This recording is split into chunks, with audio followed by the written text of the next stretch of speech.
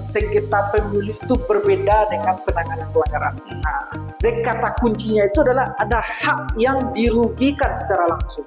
Di dalam Undang-Undang Nomor 7 Tahun 2017 maupun di dalam Perbawaslu Nomor 9 Tahun 2022 tentang tata cara penyelesaian proses pemilu, di situ dijelaskan disebabkan oleh dikeluarkannya keputusan KPU provinsi atau KPU kabupaten kota, atau juga bisa berita acara berupa berita acara yang diterbitkan oleh KPU RI, KPU provinsi atau KPU kabupaten kota. Seperti apa sih contoh penyelesaian sengketa yang pernah Bapak tangani? Nah, ketika itu memang proses mediasi tidak mencapai kesepakatan, lalu kita lanjut ke tahapan adjudikasi. Assalamualaikum warahmatullahi wabarakatuh. Halo sahabat Bawaslu dimanapun berada. Selamat datang di podcast Lensa Demokrasi Sarasi Bawaslu Agam. Ruang diskusi santai tapi berbobot seputar kepemiluan. Bersama saya Doni Saputra yang akan menemani Anda dalam obrolan menarik kali ini. Nah, di episode hari ini kita akan bahas topik yang sering terdengar serius, tapi sebenarnya penting sekali buat kita pahami bersama, yaitu tentang divisi hukum dan penyelesaian sengketa di Bawaslu. Mungkin sebagian dari kita masih bertanya-tanya nih, apa sih sebenarnya peran divisi ini? Kenapa sengketa pemilu itu perlu diatur sih dan diselesaikan secara khusus? Nah, menjawab semua keresahan sahabat Bawaslu dimanapun berada, sudah hadir bersama kita pada hari ini narasumber yang kompeten di bidangnya, yaitu Bapak Randy Octavianda, Koordinator Divisi Hukum dan Penyelesaian Sengketa di Bawaslu Kabupaten Agam. Langsung saja kita sapa. Assalamualaikum Pak Randy, apa kabar? Alhamdulillah sehat. Alhamdulillah. Selamat datang Pak di podcast Lensa Demokrasi Sarasi Bawaslu Kabupaten Agam. Mengawali podcast kita pada hari ini, mungkin bisa Bapak jelaskan sedikit nih kepada sahabat Bawaslu dimanapun berada tentang apa itu sih divisi hukum dan penyelesaian sengketa. Terus apa perannya dalam menangani sengketa pemilu? Baik, terima kasih kepada host Bapak Doni Saputra. Sebelum kita menjelaskan berkaitan dengan apa tugas dan fungsi dari divisi hukum penyelesaian sengketa, alangkah lebih baiknya dahulu kita sapa sahabat-sahabat Bawaslu dimanapun berada.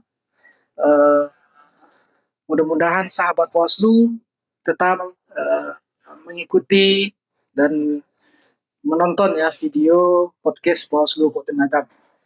Semoga sahabat Bawaslu semua berada dalam keadaan sehat walafiat. Baik, berkaitan dengan pertanyaan dari Bapak Doni tadi, apa peran dan fungsi dari divisi hukum penyelesaian sengketa?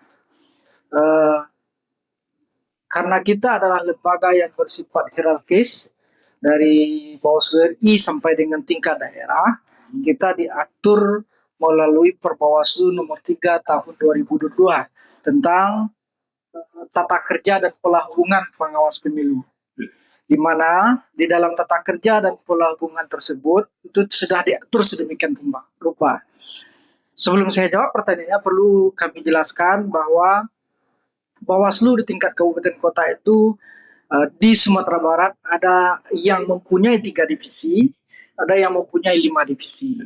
Terkhusus Bawaslu Kabupaten Agam, kita mempunyai 5 divisi. Pertama itu karena kita di Bawaslu Kabupaten Agam mempunyai 5 divisi atau 5 komisioner, ketua itu tidak mengampu divisi, tetapi dia menjadi mengkoordinator semua divisi-divisi yang ada. Lalu ada yang namanya divisi SDM, ada namanya divisi pencegahan Parmas dan Humas, lalu ada yang namanya divisi penanganan pelanggaran, dan saya sendiri mengampu divisi hukum penyelesaian sengketa. Itu diatur di dalam Perbawaslu 3 tahun 2022 di pasal 35. Lebih lanjut berkaitan dengan divisi hukum penyelesaian sengketa, itu fungsi divisi itu sebenarnya adalah menjadi koordinator terhadap tugas-tugas divisinya, mengambil keputusan berkaitan dengan tugas-tugas divisinya dan menyampaikan nanti kepada ketua selaku penanggung jawab. Itu secara umum tugas divisi. Lalu khususnya divisi hukum dan sengketa itu ada dijabarkan lebih lanjut. Pertama itu ada memberikan advokasi dan pendampingan hukum terhadap Panwaslu Kecamatan sampai jajaran paling bawah. Lalu juga memberikan bisa membuat analisis dan kajian hukum. Lalu juga dapat melakukan proses penyelesaian sengketa pemilu, mensupervisi berkaitan dengan tugas-tugas hukum dan penyelesaian sengketa pemilu, dan sosialisasi berkaitan dengan produk-produk hukum pemilu.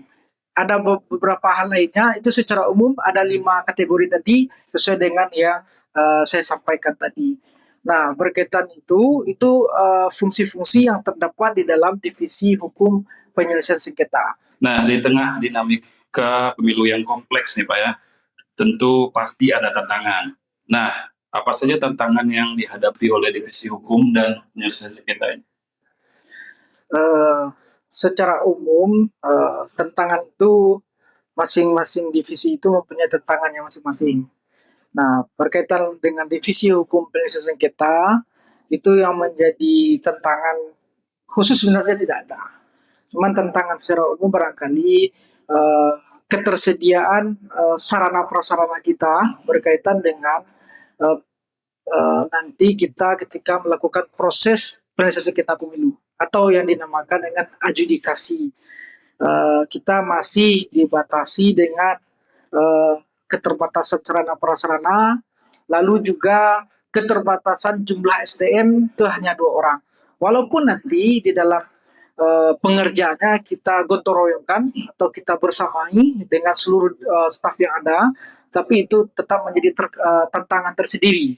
Lalu selanjutnya itu adalah memang tantangan dari kita bagaimana kita memberikan nanti mempelajari terhadap permohonan-permohonan yang diajukan oleh pemohon, mengkaji, menganalisis sampai nanti kita mengambil putusan terhadap permohonan yang diajukan oleh pemohon. Barangkali itu tantangannya. Oh, menarik sekali Pak ya. Mungkin sebelum kita lanjut ke pembahasan lebih inti, mungkin bisa Bapak jelaskan sedikit kepada sahabat Bawaslu, apa itu sih sebenarnya sengketa pemilu? Dan apa sih yang menyebabkan terjadinya sengketa pemilu? Baik, mungkin sengketa pemilu itu berbeda dengan penanganan pelanggaran. Nah, kerangka berpikirnya berbeda. Sengketa itu adalah sengketa yang terjadi antara peserta pemilu dengan peserta pemilu, atau sengketa yang terjadi antara peserta pemilu dengan penyelenggara pemilu yang disebabkan oleh adanya hak dari peserta pemilu yang dirugikan secara langsung oleh peserta pemilu lainnya atau oleh penyelenggara pemilu. Dan kata kuncinya itu adalah ada hak yang dirugikan secara langsung. Nah, itu kata kuncinya. Lalu kalau penanganan pelanggaran itu adalah pelanggaran yang dilakukan oleh baik itu oleh masyarakat atau peserta pemilu atau tim kampanye dan segala macamnya yang melanggar aturan perundang-undangan berkaitan dengan pemilu.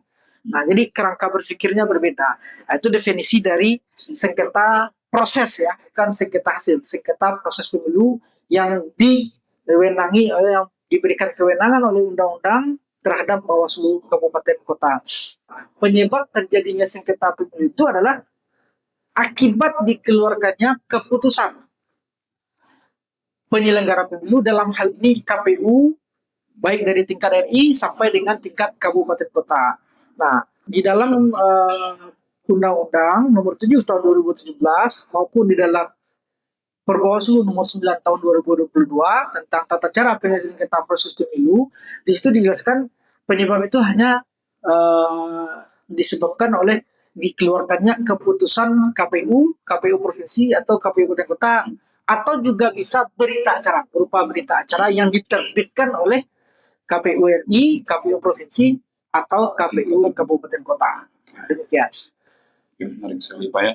Mungkin selanjutnya mungkin nih terkait proses penyelesaian sengketa tadi Pak, siapa sih yang berhak atau yang boleh mengajukan permohonan ataupun melapor ke Bawaslu Pak? Iya. Dan laporan seperti apa sih yang nantinya bisa diterima oleh Bawaslu? Baik. sebelumnya disclaimer dulu, kalau di dalam permohonan sengketa itu namanya bukan laporan. Ya, kalau di dalam proses penanganan pelanggaran itu namanya laporan. Nah, di dalam penyelesaian sengketa proses pemilu itu namanya permohonan. Siapa yang berhak mengajukan permohonan ke Bawaslu itu atau yang disebut dengan para pihak di dalam Perbawaslu nomor 9 tahun 2022 itu diatur yang berhak mengajukan permohonan itu adalah peserta pemilu, itu partai politik dari calon peserta pemilu, lalu adalah calon anggota DPR, DPRD, DPR RI, DPRD provinsi, DPRD kabupaten kota, lalu adalah pasangan calon, bisa juga calon anggota DPD. Itu para pihak yang dapat mengajukan permohonan sengketa proses pemilu ke baik itu ke Bawaslu RI di tingkat RI, Bawaslu provinsi di tingkat provinsi, dan Bawaslu kabupaten kota di tingkat kabupaten kota. Lalu apa saja permohonan yang dapat diterima ya, yang bisa diterima oleh Bawaslu kabupaten kota itu. Permohonan yang bisa diterima itu tentu kata kuncinya itu seperti yang di awal tadi,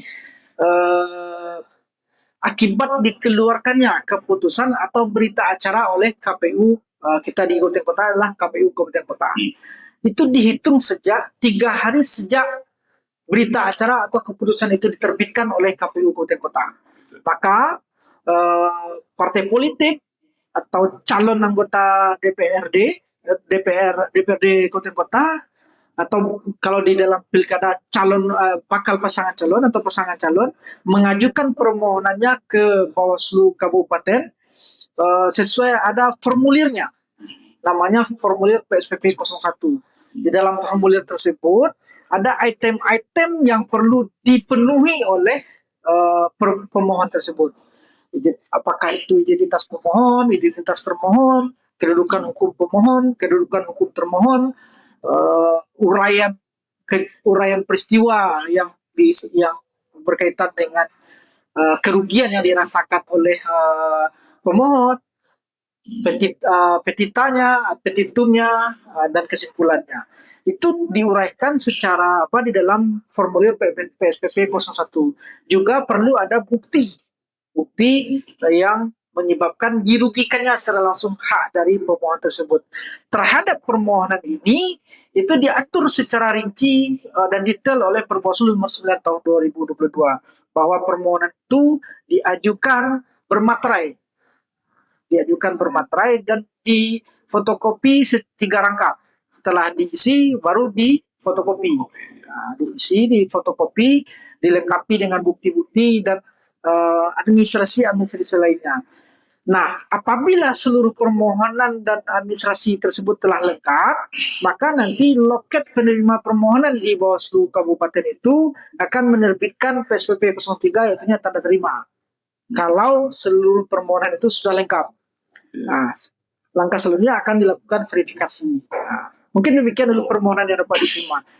Dari proses yang tadi Bapak sampaikan tadi, pastinya ada alur ataupun tahapan-tahapan yang dilalui nantinya oleh Bawaslu sampai dari awal sampai nanti terakhir putusan ya Pak ya. Iya. Mungkin bisa Bapak jelaskan untuk sampaikan untuk sahabat Bawaslu apa saja sih tahapan yang dilalui oleh pemohon atau para pihak nantinya pada saat mengajukan permohonan. Kemudian berapa lama sih waktu yang butuh atau waktu proses pengajuan. Baik, untuk alur penyelesaian sengketa itu sendiri seperti yang saya jelaskan di awal tadi, alurnya pertama itu dengan mengajukan permohonan atau menerima permohonan di loket yang nanti kita sediakan, loket penerimaan permohonan penyelesaian sengketa. Itu yang pertama. Terhadap permohonan yang diajukan oleh pemohon itu ada syarat-syaratnya seperti yang saya sampaikan tadi. Permohonannya, bukti-buktinya, KTP dari pemohon, bukti-bukti yang akan dilengkapi, alat bukti dan segala macamnya. Setelah permohonan itu lengkap, maka akan diterbitkan namanya PSPP 03 tanda terima. Lalu langkah selanjutnya itu adalah melakukan verifikasi formil dan material terhadap permohonan yang diajukan oleh pemohon itu sendiri. Nah, nanti verifikasi formil material ini dilakukan oleh pimpinan oleh pimpinan melalui rapat pleno nanti diputuskan melalui rapat pleno. Setelah dilakukan verifikasi formil material, jika permohonan dari pemohon ini dinyatakan lengkap dan diregister, maka akan dilakukan surat panggilan untuk dilakukan mediasi. Mediasi ini dilakukan 2 kali secara berturut-turut. Mediasi antara para pihak, pemohon dengan termohon. Apabila mediasi ini mencapai kesepakatan, maka akan diterbitkan berita acara mediasi mencapai kesepakatan. Putusan mediasi mencapai kesepakatan. Apabila mediasi ini tidak mencapai kesepakatan, maka proses selanjutnya lanjut kepada adjudikasi. Nah, proses adjudikasi ini ada di dalamnya nanti pembacaan permohonan, pokok permohonan, jawaban termohon, pemeriksaan alat bukti, penyampaian kesimpulan, baru terakhir yang namanya putusan. 5 tahapannya. Untuk yang 5 tahapan itu jangka waktu yang diperlukan berapa lama? Jangka waktu proses penyelesaian sengketa itu diatur dalam Perbawaslu itu selama 12 hari sejak permohonan itu diregister. 12 hari kalender atau 12 hari kerja kalau pemilu. Ya. Mungkin ini terakhir nih Pak, pertanyaan untuk Bapak Randy. Ya. Berdasarkan pengalaman Pak di Bawaslu, seperti apa sih contoh penyelesaian sengketa yang pernah Bapak tangani dan seperti apa hasil putusannya? Dari pengalaman pemilu tahun 2024 kemarin, kita pernah melakukan proses penyelesaian sengketa itu ada 2. Pertama itu ada yang selesai di tahapan mediasi, ada yang selesai sampai dengan tingkat adjudikasi. Nah, di tahapan mediasi ini para pihak bersepakat, artinya para pihak mencapai kesepakatan untuk beberapa kesepakatan yang telah mereka ambil yang kita tuangkan ke dalam berita acara mencapai kesepakatan dan nanti kita bacakan di putusan mencapai kesepakatan tersebut. Para pihak ini sepakat. Pengalaman kita selanjutnya adalah kita lalui juga dengan proses yang namanya adjudikasi. Artinya dari mulai permohonan diajukan, verifikasi formil material, diregister, dan dilakukanlah proses mediasi. Proses mediasi ini wajib dilalui. Nah, ketika itu memang proses mediasi tidak mencapai kesepakatan, lalu kita lanjut ke tahapan adjudikasi. Dari tahapan adjudikasi tersebut, dari permohonan pemohon ini tidak dapat kita terima. Artinya kita menolak permohonan dari pemohon itu. Nah, dari putusan yang kita terbitkan, yang kita diputuskan oleh Bawaslu Kabupaten Agam, juga dapat diterima baik oleh pemohon maupun oleh termohon itu sendiri. Artinya tidak ada permasalahan di kemudian hari terhadap putusan yang telah diputuskan oleh Bawaslu Kabupaten Agam itu sendiri. Dalam pengambilan keputusan itu kita melalui rapat pleno di level pimpinan atau di level komisioner itu sendiri. Baik, itu tadi sahabat Bawaslu. Terima kasih banyak Bapak Randy atas penjelasannya yang sangat informatif. Semoga perbincangan kita pada hari ini bisa menambah wawasan sahabat semua tentang pentingnya peran divisi hukum dan penyelesaian sengketa dalam menjaga kualitas demokrasi. Baik, saya Dodi Saputra pamit undur diri. Sampai jumpa di episode podcast Lensa Demokrasi berikutnya. Salam awas. Assalamualaikum warahmatullahi wabarakatuh.